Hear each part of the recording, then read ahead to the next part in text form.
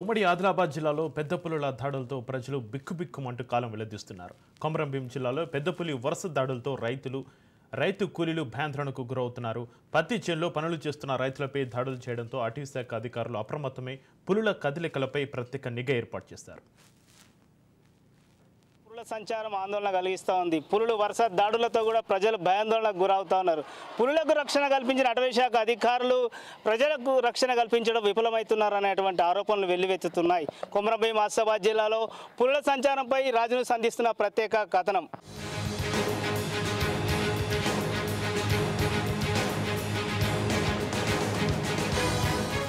ఉమ్మడి ఆదిలాబాద్ జిల్లాలోని నిర్మల్, మంచిర్యాల, ఆసిఫాబాద్, ఆదిలాబాద్ జిల్లా అడవుల్లో కవ్వాల్ టైగర్ జోన్ విస్తరించి ఉంది. మంచిర్యాల, ఆసిఫాబాద్ జిల్లాలో కోర్ జోన్ ఎక్కువగా ఉండగా బఫర్ జోన్ 4 జిల్లాల్లోనూ బాగా విస్తరించి ఉంది. ఈ క్రమంలోనే 4 జిల్లాల పరిధిలో పులుల సంచారం పెరిగింది.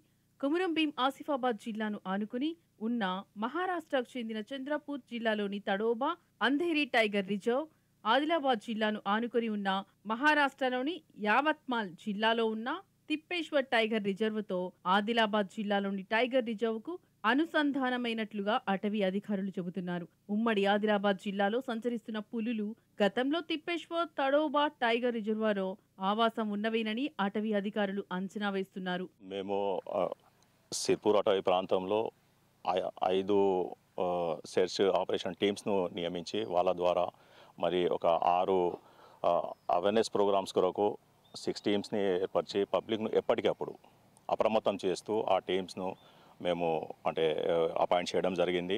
ఈ 5 టీమ్స్ ఏదైతే ఉన్నాయో రెగ్యులర్గా వాళ్ళు ట్రాకింగ్ చేస్తూ టైగర్ మూమెంట్స్ను క్యాప్చర్ చేయడం జరుగుతుంది. అలాగనే ఇందులో మనము కొన్ని 30 కెమెరా ట్రాప్స్ను కూడా ఇన్స్టాల్ చేయడం జరిగింది.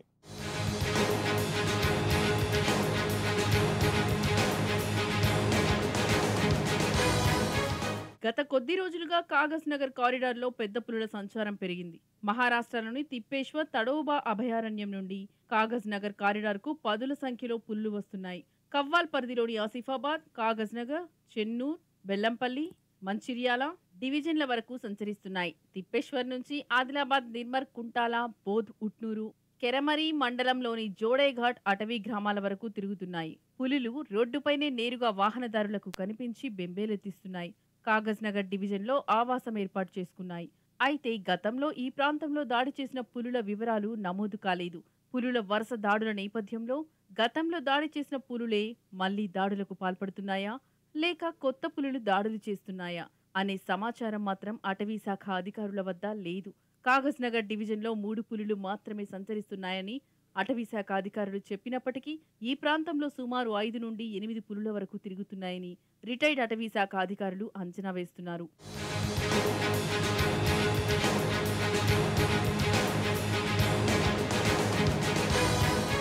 కొమురంభీం జిల్లాలో 2020లో పత్తి చేనులో పనులు చేస్తుండగా విఘ్నేష్, నిర్మల అనే యువకులపై దాడి చేసి హతమార్చింది. 4 ఏళ్ల తరువాత కాగజ్ నగర్ డివిజన్ పరిధిలో పత్తి చేనులో పనిచేస్తున్న గన్నారానికి చెందిన మోర్ల లక్ష్మిపై దాడి చేసి హతమార్చిన పులి 24 గంటల తర్వాత సిర్పూర్ గాదిగూడలో రైతు సురేష్ పై దాడి చేసి గాయపరిచింది. పులి దాడిలో గాయపడిన కుటుంబానికి అధికారులు అండగా నిలవలేదు. గ్రామానికి వచ్చి కుటుంబానికి భరోసా ఇచ్చిన పరిస్థితి లేదని గ్రామస్తులు తెలుపుతున్నారు. పులి బట్టి హాస్పిటల్లో ఉన్నాడు. అది మంచిగా ఇంకా అయితే కాలే, దురస్త కాలే. దురస్త అయినా కూడా ఆయన పని చేయలేడు. అంటే ఇప్పుడు వీళ్ళు 4 ఉన్నారు. వాని వెనుక వాడు ఒక్కడే పోషించాలి. వాడు ఒక్కడే పోషించాలి అంటే ఆయనకి ఏదైనా జాబ్ ఏమైనా వాళ్ళకి బతకడానికి ఏదైనా పైసలు అయినా లేకుంటే జాబ్ అయినా ఏదైనా వాళ్ళకు బతకడానికి కావాలి.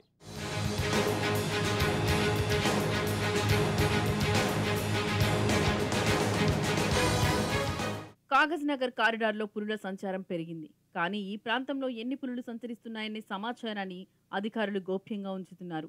ఏ ప్రాంతంలో పులులు సంచరిస్తున్నాయనే సమాచారాన్ని అటవీ సమీప గ్రామాల ప్రజలకు తెలపడం లేదు. అందువల్లే పులి దాడులు జరిగి మనుషులు మృత్యువాత పడుతున్నారు.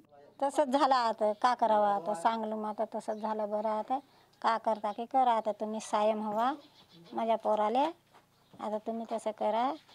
आता कसे करता कसे नाही. बरं जात तर नशेत कोणी लोक नाही जातात. वावराला गेल्याशिवाय तर होत नाही. एवढी मोलका होतेपासून जागल गेलं त्यानं. बरं हे असं पोस्टू झाला आता आमच्या गावामध्ये बनवतं. ఒకేసారి అకస్మాత్తుగా దాడి చేయడం ద్వారా తను చాలా గాయపడ్డారు.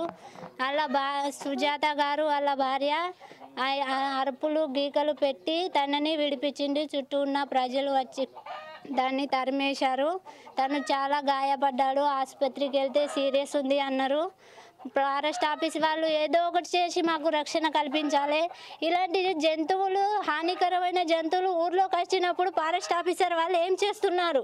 ఇంత నిర్లక్ష్యం చేస్తే మా ప్రాణానికి ఎవరు బాధ్యత వహిస్తారు? మాకు ఏదో ఒక ఫారెస్ట్ ఆఫీసర్ల వాళ్ళ తరపు నుంచి మాకు సహాయం కావాలి. మా పంట ఇప్పుడు పొలంలో ఉంది, మేము వెళ్ళలేంది మా పంటని ఎవరు జమ చేస్తారు? ఎలా? మేము బ్రతకలేము, కూలికి వెళ్ళండి మేము బ్రతకలేము.